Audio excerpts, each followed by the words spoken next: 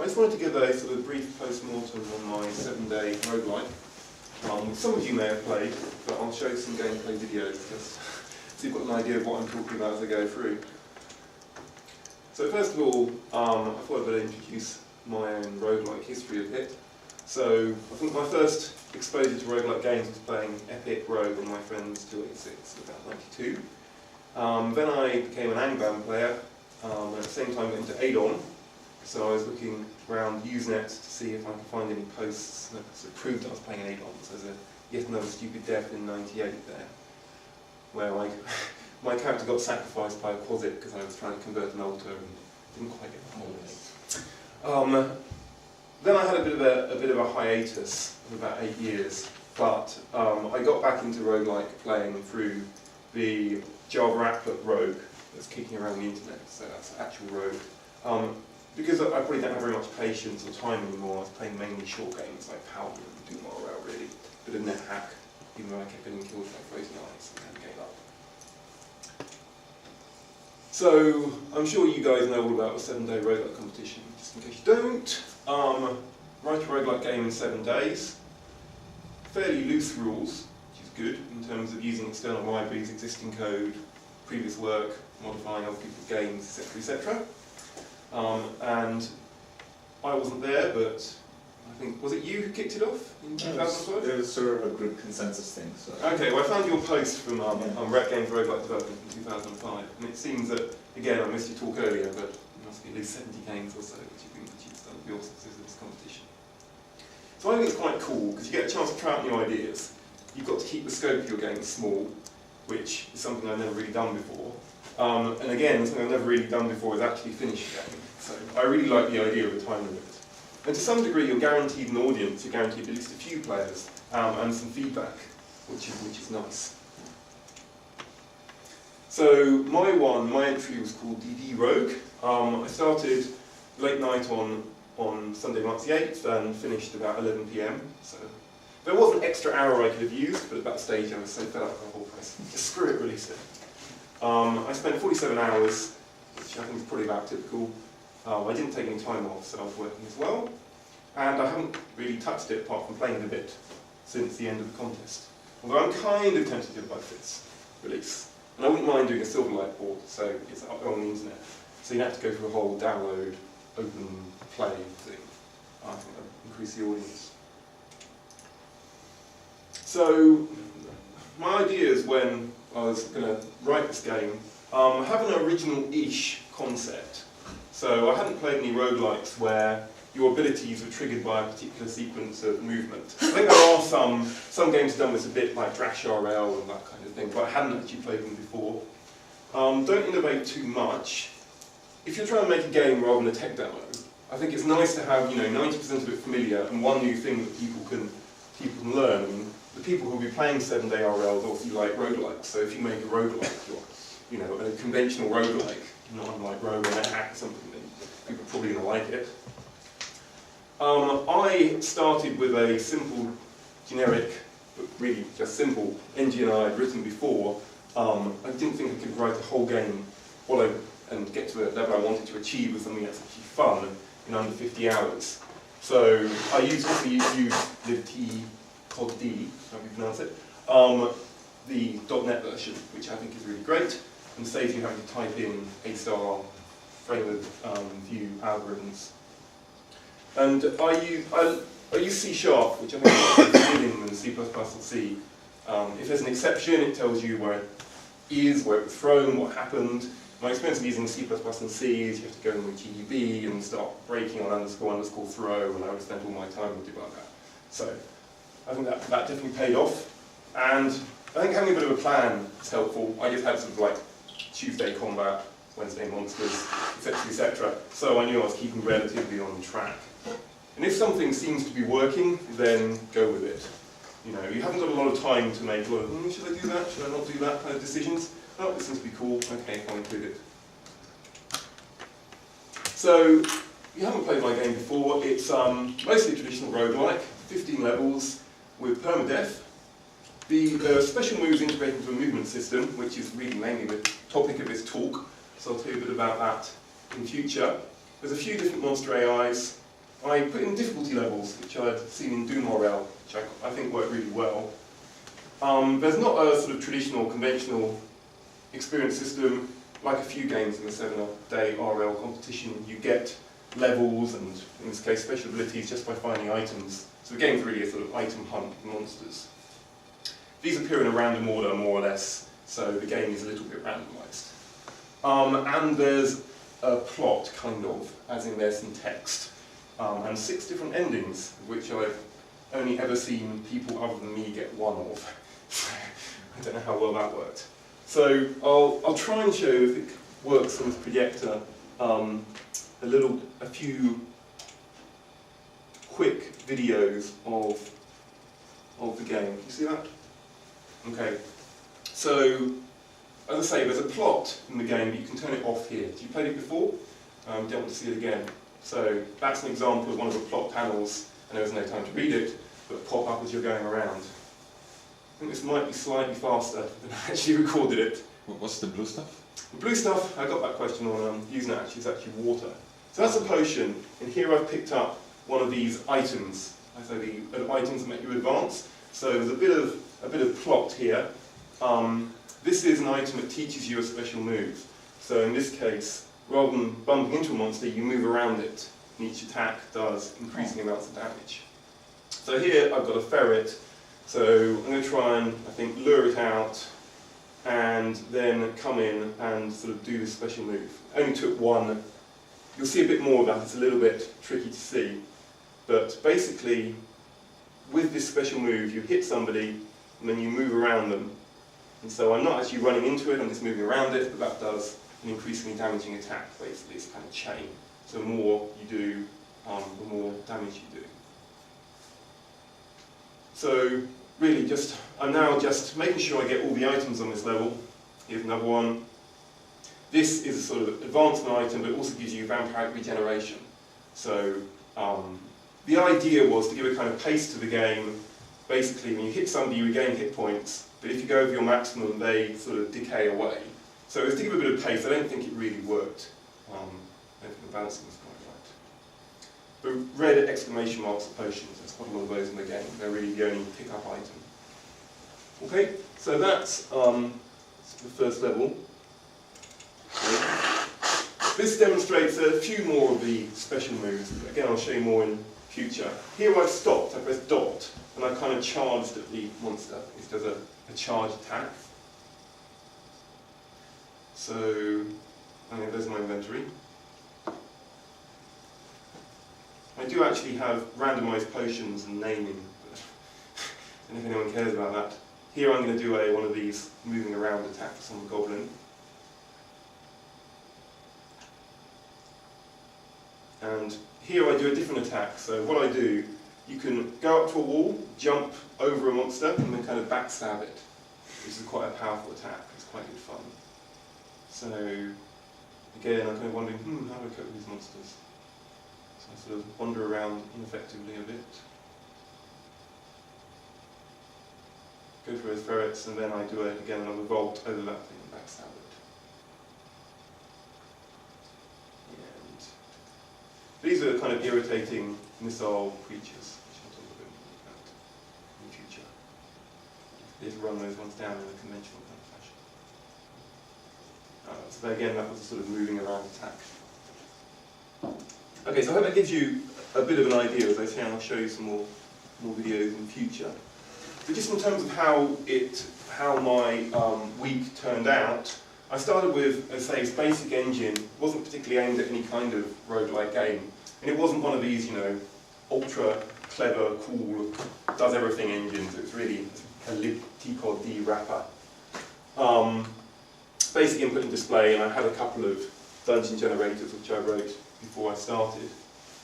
So initially I thought, okay, it's a game about doing these special moves, so I need to make an architecture for that. And I did the movie viewer, in inverted commas, that you saw earlier, but to explain how to do the special moves. Made some important decisions, like how big's the map going to be, 100 by 100, 80 by 25 or whatever. Did load and save by serializing all the game data structures to disk. Because I don't have much time, I quite like load and saving games. It puts me off games like Aliens RL, it doesn't have it. Then on Wednesday I thought, okay, people actually need to fight each other, so I made a sort of AD&D 3rd edition style combat system, and gave people hit points and allowed them to die, that kind of stuff. Then Thursday I did potions, made up my whole of my dungeon. In the last levels I drew in ASCII paint, so I wrote some codes to load those up. Friday at work I wrote most of the plot, did the intro screen. I was a bit tired at this point, so I only spent 2 hours. Then Saturday and Sunday were fairly big days. And the plan was to get the game playable by the end of Saturday, so I mainly wrote all of the remaining special moves, did the sort of game structures in terms of trigger points that you move into, trigger stuff, sort of, as I say, the plot and the multiple endings. Because this stuff actually isn't very roguelike, it's like writing a traditional hard-coded game, there's actually quite a lot of effort for not very much reward. It possibly time I could have better spent actually balancing the roguelike features. And then up until this point, I only had one creature called Rat with 10 hit points. So I wrote a spawning system per level, all different, basically 4 different monster AIs, and then inherited off that to make 8, 10 different types of monster. Sunday, and one thing that's quite important if you want your 7-day RL to be popular is polish. So I did things like obituary, so when you die you get a text file that tells you what happened. I added colours, because previously it was all black and white, again seems to be quite popular. Finished off the plot, then I did playthrough and balancing. So I played for a whole game through, this took about an hour. Tried to resist the temptation to stop at any point and go and change the features and then play through it again, so I wouldn't have time. This I thought kind of stressful. After 40 hours of work, I was playing, the first time I went through, it was way too easy. So I basically tweaked up a load of hit points, and I went through again and I just kept dying. I'm like, oh, bloody hell, I never get this thing right. So I nerfed some of the AIs, which I thought were too hard, adjusted the hit points, and basically just got really annoyed with the whole game for a couple of hours. So it was like 1 hour of work and 2 hours of frustration. Then I did some, really final polishing to make sure that everything worked smoothly, and then just spirit release. So, in terms of reception, these are some download figures I had on the other day. Obviously there's a big spike on release, as you'd expect, and I think the fact that there's a 7-day RL competition, people are reviewing, and there's just a bit more visibility definitely pushes up these spikes a bit. But as you expect, it sort of toodles down to about 30 downloads a month for download every day. So I haven't done any advertising, obviously. I did in some reviews and also from some posts saying, why isn't there a Linux version? It's in .NET kind of thing. So I just basically ran it in Mono and it worked fine without any kind of recompiling, which is great, but the amount of effort that required, and only got 31 downloads over a whole of time. So while Linux fans are quite vocal, there's not very many of them. I think it's a more of a story. So yeah, so I was relatively pleased with that. So I got a number of different reviews and useful feedback on some of the game concepts. So people generally liked the special moves when they actually played the game. So, introduced the flow to combat. There was some complaints that you couldn't activate them consistently, and I had that problem as well.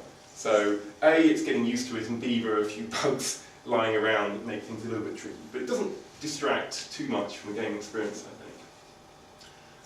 Downgrade said he didn't really use the special moves, which I was hoping people would. Jeff said there was a lack of feedback, which is true. I would have liked to... But I didn't know that I was supposed to attack the creature before open ground took effect. Okay. So I just tried circling the creature and it wouldn't attack, and so I was like, okay, attack. Fair enough. Okay, so that's what happened.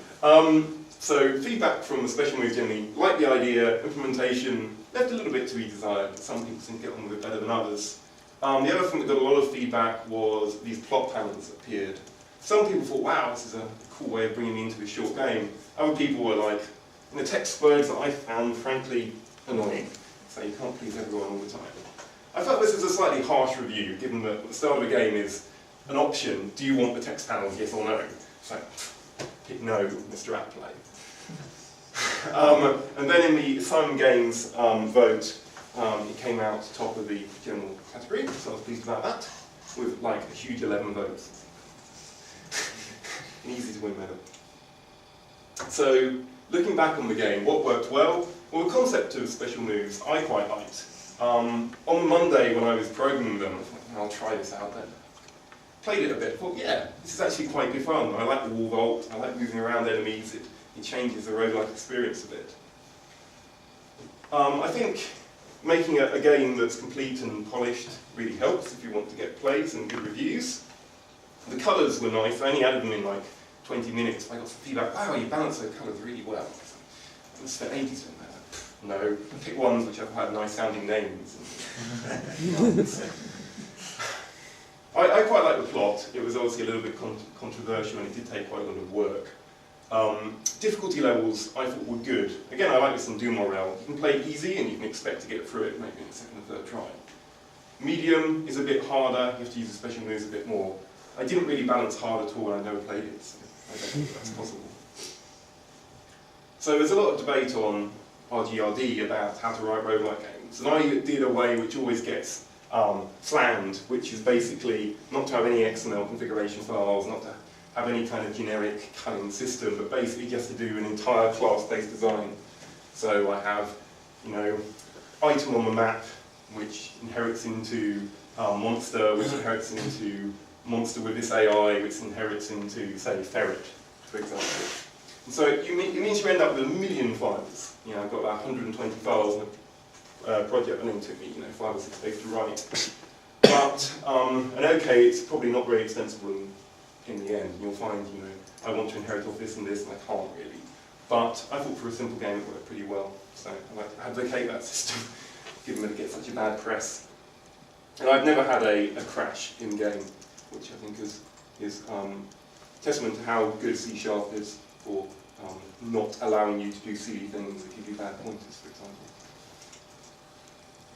What was just okay, I think the advancement system in terms of picking up objects and that kind of thing is okay, but there's something nice about killing monsters and getting XP. That's what people tend to like in roguelikes. The spawning system probably needed more time to guarantee interesting levels. Some levels are a bit quiet, for example. Again, in balancing, the game isn't amazingly well balanced, but then again, most commercial games aren't particularly well balanced, and probably most commercial games also spend about a day balancing before release, so I guess that's how it works. Multiple endings. The way multiple endings work is the game is actually, with a vampiric regeneration as well, meant to be a little bit pacey. So, to get the best endings, you have to get through the game as fast as possible. You can't go and clear out every level. What I found what people did was cleared out every level, and so they never got the best endings. And although it hints in the plot that this is a good idea, and to be honest, if you played it through a couple of times, you realise, this person's already dead. Maybe if I got there a bit earlier, it wouldn't be. I've never seen anyone get the good endings, so I guess I could have made that a bit more obvious. What didn't work? Well, I thought some of the special moves weren't worth doing. They were either too slow, or they were triggering bugs. And the documentation, I thought a movie player would be quite good for letting people see how to do the special moves, because you only get to see it once and it's fairly quick. It's quite easy to miss exactly how to do the special moves, as we've heard. So if I'd had a bit more time, having a replay movie button would have been a really good idea. So before I talk about special moves, let's talk about the AI briefly. In DDRogue, there are several kind of simple AIs. There's a melee to death one, which is easy. A melee retreat and rally one, which again is what ferrets use and that kind of thing. You hit them, they run away. Eventually they come back and find you if they can still see you. A back-away missile AI, so that's what I'm going to talk about a bit. The idea is if a monster's too close, it backs away before throwing missiles at you. And then the cleverer monsters that have things like summon or raise or heal, they basically have this missile AI, but instead of doing missiles, they half the time, for example, raise a corpse or heal a particular creature or something. So the melee ones work fine. The back-away one in this game, I'll show a bit of a demo of this, is a little bit frustrating. I don't know if you can see this, but these don't have perfect AI. You can see I'm trying to get it. I don't need missile weapons, with none in the game. So I'm running after this bugbear. Okay, and he's taking me into an orc. So now I'm busy killing the orc. He's busy throwing missiles at me. So I finish off the orc. But I still can't get him, and his friends come and he's killed me. So it's a tricky AI, I think, for a game that doesn't have missile weapons. As I was explaining, the way it works is target's within half the missile range of a monster. It runs away, so it picks a random square in the dungeon. I wrote this AI really quickly, so it seems strange, that's why. Checks, is it in the opposite direction from the player? If so, is it rootable? It's like, is it within a wall or something? If so, then walk the path, and then again it will check next turn if the player's moved away, if it's beyond half missile range. Okay, if you fell down here, if it's not in the opposite direction, or it's not rootable or something, then it just picks a new random square. And if you let it do that forever, okay, it might crash occasionally, but it makes a really, really tough, difficult to kill AI for a game with no missile weapons. So this is one of the things I nerfed during my balancing session on Sunday. I limited the AI's intelligence by limiting the number of loops it can do this until it finds a valid runaway square. And then I limited its intelligence further by relaxing this is it in the opposite direction to the player criteria. So, for example, it will do 5 loops worrying about this, and then it will just forget that and just look for rootable squares. And that works quite well for stupid creatures. Because they'll think, oh, I need to get away from this guy, but they'll run past him. So it gives you a chance to melee them as they go. And if you fiddle around with your moves, you can get them to run past you a few times and basically take them out. So initially I thought it was going to be a big problem, this AI, because it was just killing me every time. But by limiting it, I think I reached a reasonable balance. Although there's more I could do to stop missile troops becoming a problem. So, special moves that work well. I like this one. As I say, you move into monsters you would in a traditional attack, and then you move around it like that. And each stage, up, down, gives you, say, +1, +2, +3, +4 to hit, regardless of whether you hit in the previous stage. So, in the game, it's pretty much one of the most optimal attacks for a single enemy. It means you tend to lure monsters out into open areas, which is something you don't normally do in roguelikes. So that's quite good, because there's a bit of a risk that you might attract the attention of another creature, but then again, the bonuses are quite good. And I think this sort of defines the game. As you play, you just sort of, like in a roguelike normally, you sort of get into, okay, bang bang, move along, bang bang, run into corridor, bang bang.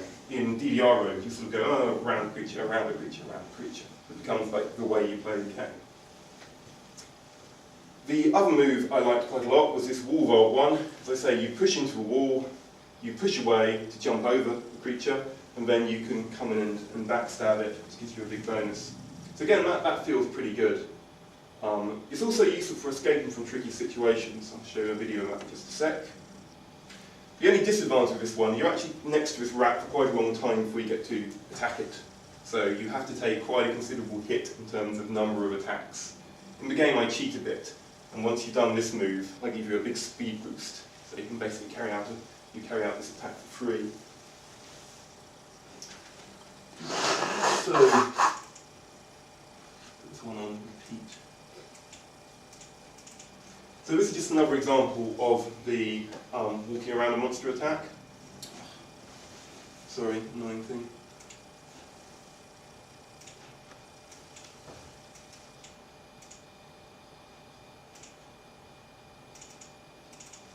Okay, so I'm just going around the zombie and I eventually kill it. Okay, the other one I wanted to show you was how to use the wall vault to escape from dangerous situations. And this comes from my experience in NetHack, that I often died by, in the gnomish mines, getting caught. Whoops.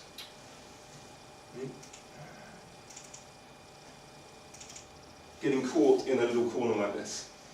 So here, basically, I push into a wall. Let's see that again. I push into a wall, and then I vault past 2 enemies which are there, and the ferret ran away. So I think it's a pretty nice multi-purpose move. Not only do I get an attack, I also get a cunning way of escaping from people. This is just me finishing off the rest of the creatures. Again, if you look at this, I'm not sort of directly moving into creatures, I tend to be moving around them, but it works just as well.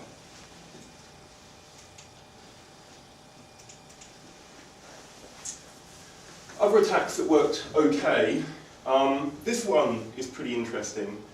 The idea, in a sort of plot-wise kind of point of view, is that you sort of, like some sort of ninja type, sort of attack one monster, bounce off it, attack another monster like that.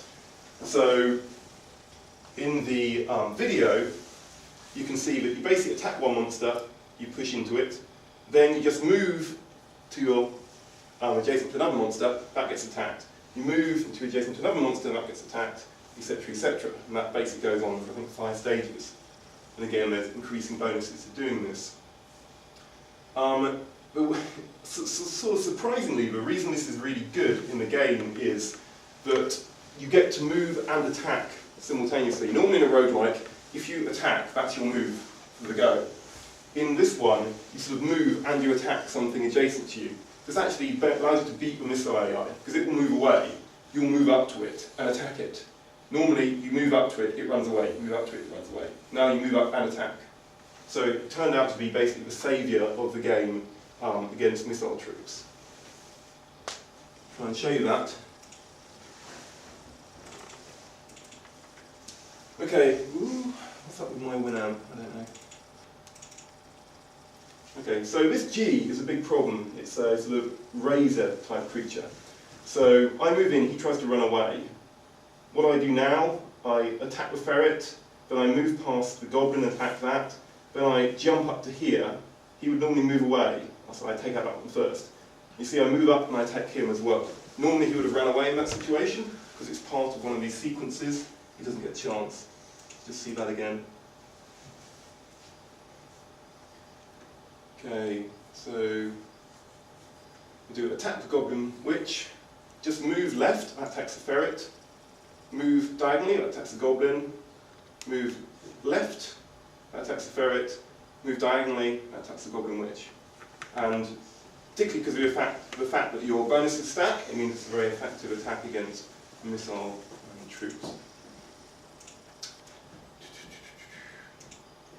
The other one that I thought worked okay, there's a sort of corridor evade type function. If you just sit there next to a rat and then try and attack it, you actually sort of switch places with it. So this only works with one creature to differentiate it from the wall vault move, which works with up to 5 creatures. Again, I'll show you a quick video of that. So here I've got a zombie and a skeleton archer. I just zip past the zombie and I run into a necromancer. So it's not all good.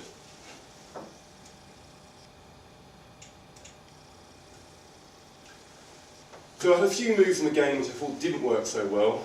This charge attack I showed you earlier, you have to basically press dot to stay in the same position, and then right to make a sort of charge attack. But in the game, your sight radius is pretty small anyway, so you really have enough time to think, oh, there's a rat, I'm going to press stop and then have a big charge up to it. So that wasn't very good. To fix it, I'd eliminate this thing and run like Powder does. That if you have 2 moves and then you attack something, you get a bonus. I thought for like particularly big run-ups, it might be fun to have sort of inertia effects such that you can't stop, carry on for a few squares. That could just make it more. The only one sort of non-monster based attack in the game was sort of a spell-casting attack. If you do a sort of box move, like left, up, down, right, it stuns nearby enemies. Now, I think Jeff in his comments said he actually used this, but I found it very difficult to use. Mainly because you're busy, oh, there's a monster there, I'm gonna try and do this box attack, and of course the monster comes right up to you and gets in your way and breaks the pattern. But that's the only one that I saw a visual effect when it succeeded. There's much of a visual effect then, but yeah. So that said like stun box or whatever. It does, yeah. Aha, this did something. Well, it's the open ground, I wasn't attacking first, so it seemed to do nothing, so... Fair enough. Very confused. But I found this quite difficult to use in the game. Because as I say, you know, there's a monster there, it wants to come and attack you, basically, it gets in the way of the pattern. So, in general terms, just thinking about how applicable these kind of special new movement patterns are to roguelike games generally. You've got to compete with normal play. And normal play in a roguelike is, you bump into a single monster, that's easy and quick, you have to think. You can do that in DDRogue. Also, Another particularly important problem is when you've got multiple monsters in an area, normal roguelike behaviour is to run into a corridor, so they can only attack you one at a time. So to try and differentiate or give you a reason not to do that, again I came up with this multiple monster attack. And it just about works, but it's a little bit risky. Running into a corridor is always a good thing to do. So once you're in a corridor, there's not many movement patterns that are available, so you really want to stop players doing that. There's a tricky bit of balancing. Again, the number of moves to launch an attack is very important. As I showed you before, if you're stuck next to a creature for 3 moves trying to get your pattern to go, then you've been attacked 3 times, so that's not great. And if you're trying to balance a game, you don't want people wasting turns of combat. They're not going to use the attack. Okay, if you want to design a special move, what do you have to think about? Well, really, it's the relative positions of creatures and relative positions of terrain. Now, the only terrain in the game are walls, so you're limited to looking at positions of walls and positions of creatures. It's nice if you can get the player to kind of engineer a situation where a special move is useful. So luring something out into the open, luring it into a close quarters, which is another attack, or running next to a wall so you can vault over it, or vault over multiple creatures. But monsters are generally a problem because, as I say, in my movies they don't move around, of course in real life they do, which can A, break sequences, and B, just make it a little bit confusing when you're doing multiple monster attacks. Who have I attacked previously? There's 2 Fs there. Which one did I attack, for example? You can still play it out, but occasionally it means you make mistakes. And of course, the reward of this special move, like behaviour, has got to be worth the effort, otherwise people drop into the standard roguelike way of playing things. So for example, this wall vault move I made initially, so you push into a wall, that's one move, you escape, second move, and then you attack on the third move. So this is good in some ways, it's very unlikely you'll trigger this by accident.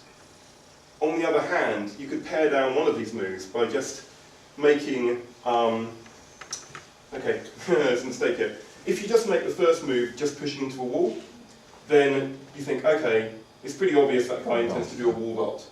So you've got a monster there, you push into a wall, you jump across. And that eliminates pushing and then pushing again. And it eliminates one of the attacks, the rat in this case hasn't you. It's definitely improvement. And then you can do a backstab or you can escape. The only tricky point, if you're paring down these moves to the smallest possible sequences, you might trigger them by accident. For example, say you're running away from something in a corridor, a single monster's really hard, you press right one too many times at the corner, then instead of, normally you just get attacked to be okay, then you go down, instead you end up vaulting over it, which is a big problem. So you've got to be a little bit careful. Another move I thought would have been really cool actually, instead of needing to vault over creatures, why not just have a sort of move where you jump into them in a single move? That would be really helpful against archers and those kind of enemies. So that would be fun. Again, I think Darren complained that the evade move was annoying because if you're in this situation, you've got a rat here, you think, okay, I'll wait for it. So you wait for it. Okay, I'll attack it. And you actually jump past it with the evade, because the evade just thinks, oh, that pattern means an evade. What you should do is limit the situation such that, in this case, when you're not next to a rat initially, then the evade isn't triggered. You need to basically be next to the rat from the first go, and then evade. That makes sense. So there's a few things I could improve like that. And thinking generally in terms of there must be loads of special moves one can imagine. I've only got 8 or 9. But I think it's kind of tricky to think up many more. There's a limited number of contexts with monsters and with walls, for example. But the main thing that limits it is monster movement. So if you want monsters to stay in a nice pattern, they have to be adjacent to you, so they can attack you, otherwise they'll move to get towards you. So a pattern like this would work. Okay, I'm here. If I move up to here, both rats can attack me, so I'll stay there. Both rats can attack me, so I'll stay there. So you can have a sort of slash move like that. But if you want to make a move like where you sort of bisect two of them, attack like that, well, there's very few situations that you can engineer into here. If you start with a very symmetric situation like this, it's okay. You can wait, they'll probably move like this. No, sorry, it's not right. If you move towards them, they'll attack you and stay there, and then you can sort of bisect them. If you just wait, then the pathfinding algorithm will put the two of them like this and break the pattern. And if you start in a non-symmetric situation, then regardless of what you do, whether you move or you wait, you can basically, with the pathfinding as it is, never generate this situation. So I think, although naively it seems like there's a lot of different special moves that are available for the game, there actually aren't that many. I think I've probably caught most of the big ones. So, what other options are there for this kind of concept in a roguelike game? We could sort of adopt a Max Payne style bullet time, such that when you're doing a special move, no one else moves. So, for example, this would allow you to do complicated moves where you like draw polygons around creatures, for example. But there's a few issues here. It's still hard to engineer particular formations. Now, rather than the creatures moving to get them away, they're not moving. So they're stuck in the formation they were at when you triggered the bullet time. Unless you start doing sort of push-pull moves, so you actually move monsters around to make patterns, which would be another type of game, I think. These casting sequences become viable. If you can freeze time, there's no problem carrying out, say, a box move or a triangle move to trigger a particular spell. But then if you're doing that, to me, I think you might as well just press capital Z and A. You know, it's sort of black and white-esque, you know, sort of gesture-based spellcasting, which I think would probably just end up being tedious rather than interesting. In a game where monsters move, at least you've got some sort of time pressure on doing this, like that. So bullet time might be an option. I think it needs a bit more development, and I think it makes the game very different. So that's basically the end of my talk. I think special moves are a fun combat mechanism, and I encourage you to give the game a try if you haven't, make up your own mind on that. You basically change the feel of the combat in a sort of cunning way. Then again, the number of viable patterns is limited. They need to be optimised, and the game needs to be fairly well balanced to ensure that people don't drop into the old roguelike way of playing, call it that, and ignore your special moves. I think it's worth doing. I think whilst in a game of the length of DDRogue, special moves are enough to carry the game, because there's not really an equipment system, for example. It's just potions. I think if you were making a long-style net hack length game, you need more than just the combat maneuvers. They could play a part, but it would be a careful balancing act. But I'm very keen on 7-day RLs. They're fun to write, particularly if you start with an engine and cheat a bit. They're not much fun late on Sunday night when you try to get down to balance, get down a point or whatever. My tips are that one innovative feature is enough, and if you spend a little bit of extra time on polishing and completeness, then I think you get a game that people want to play. And there are a lot of good examples of that in games from people in this room. And libtcod by that French guy is definitely a useful leg up for writing a really quick game. Okay, yep, and you can download the game from that web address. Okay, thanks very much.